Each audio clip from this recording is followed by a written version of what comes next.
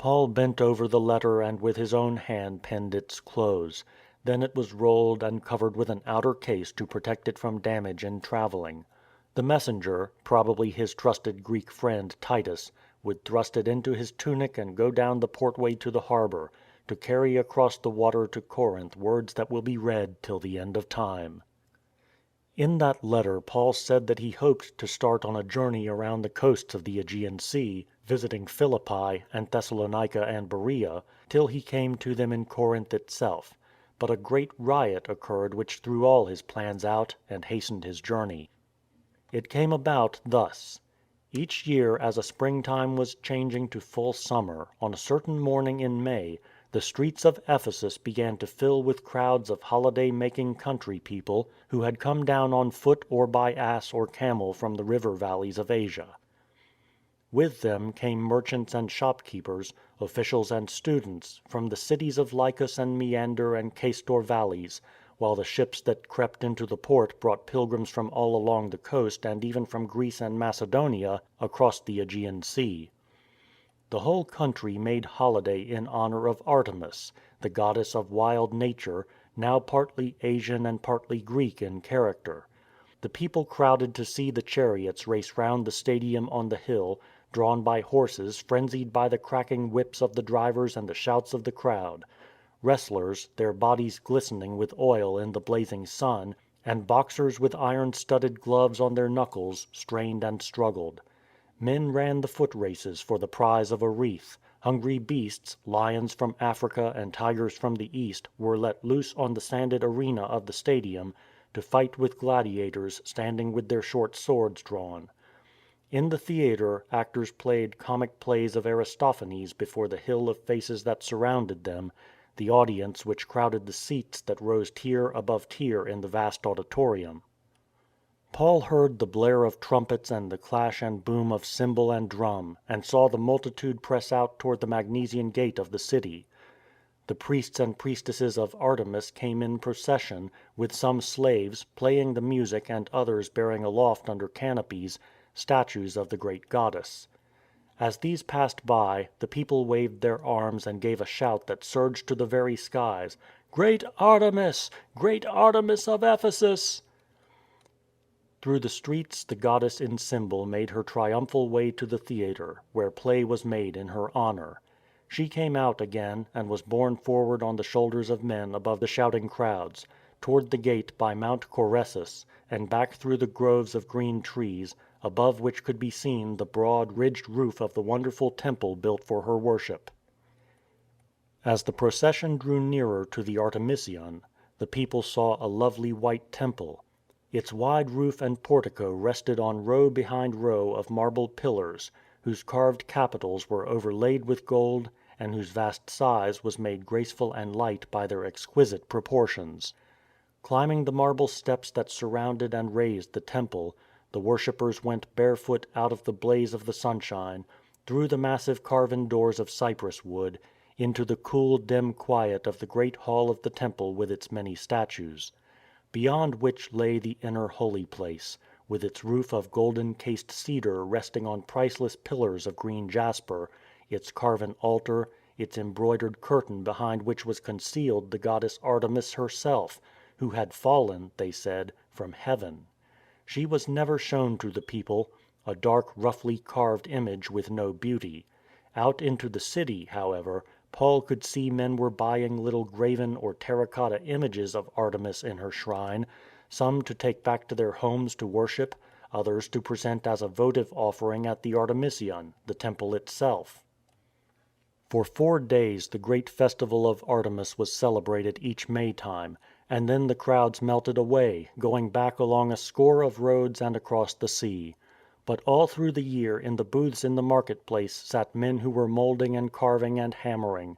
They were making the little shrines (naoi) of Artemis, sitting in a niche, with her lions couched by her side. Here the sculptor carved the figures in pure marble from Mount Coressus.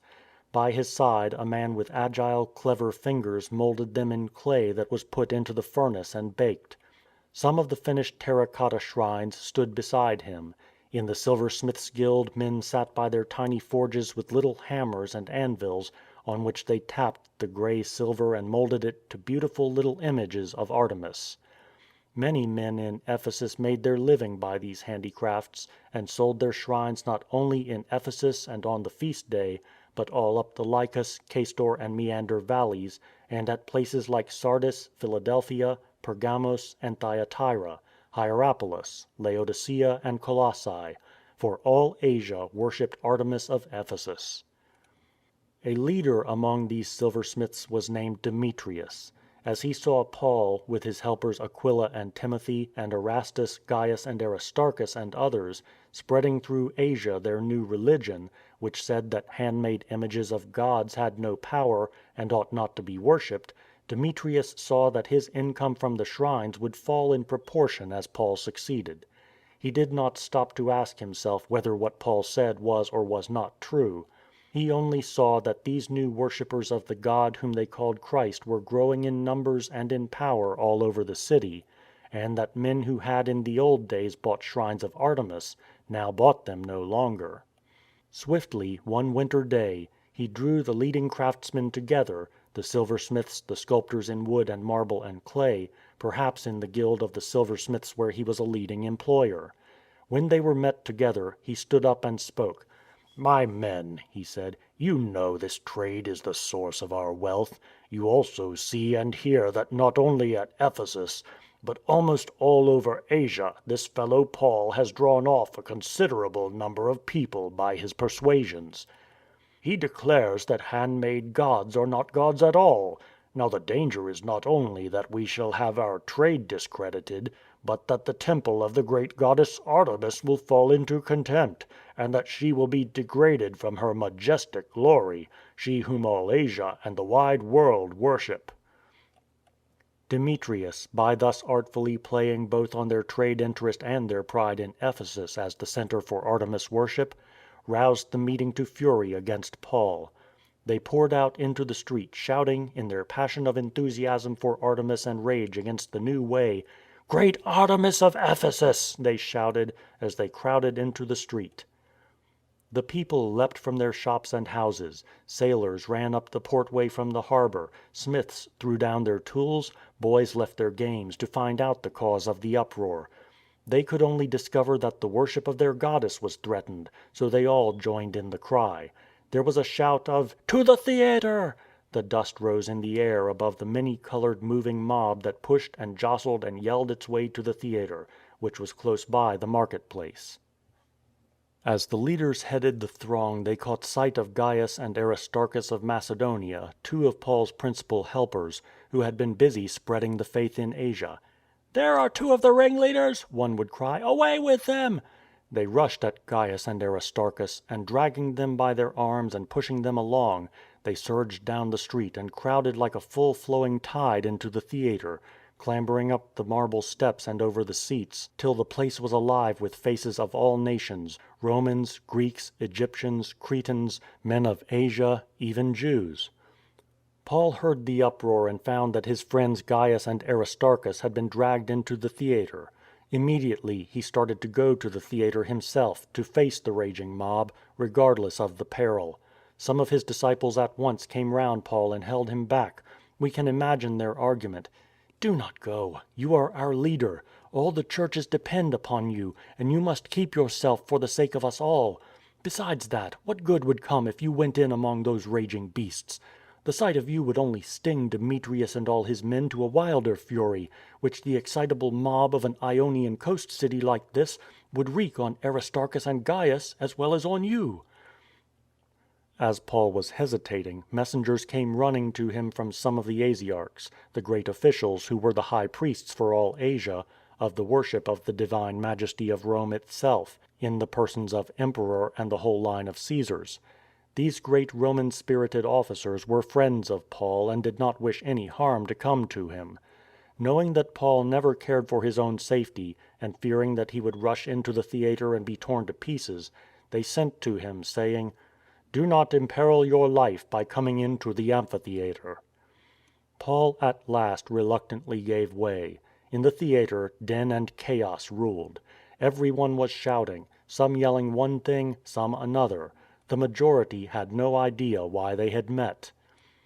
At last the Jews, fearing that the mob would turn against them as the class known to be opposed to all carving of graven images, pushed to the front Alexander, a leading Jew.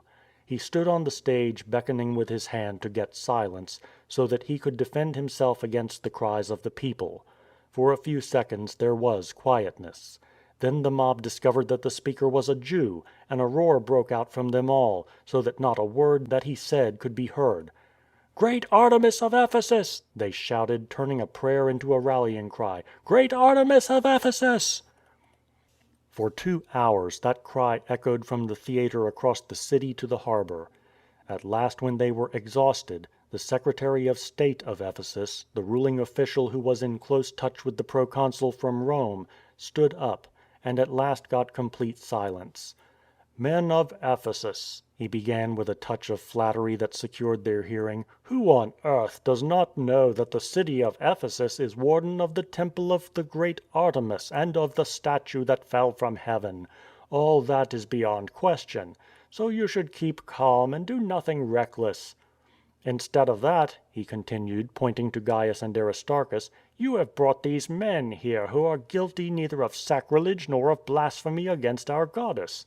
If Demetrius and his fellow tradesmen have a grievance against anybody, let both parties state their case. The assizes are held, and there are such persons as proconsuls to give judgment. Any wider claim must be settled by the legal assembly of the citizens. Indeed," he concluded, "there is a danger of our being charged with a riot over today's meeting. There is not a single reason that we can give for this disorderly gathering. Now go your ways." At this the people began to pour out from the theatre, arguing, laughing, angry and ashamed by turns. When the tumult in the city had quieted down, Paul called his disciples together round him.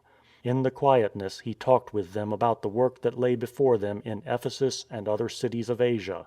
He had been with them now for over 2 years, speaking daily in the philosophy school called after Tyrannus, writing letters, sending his helpers out into other cities.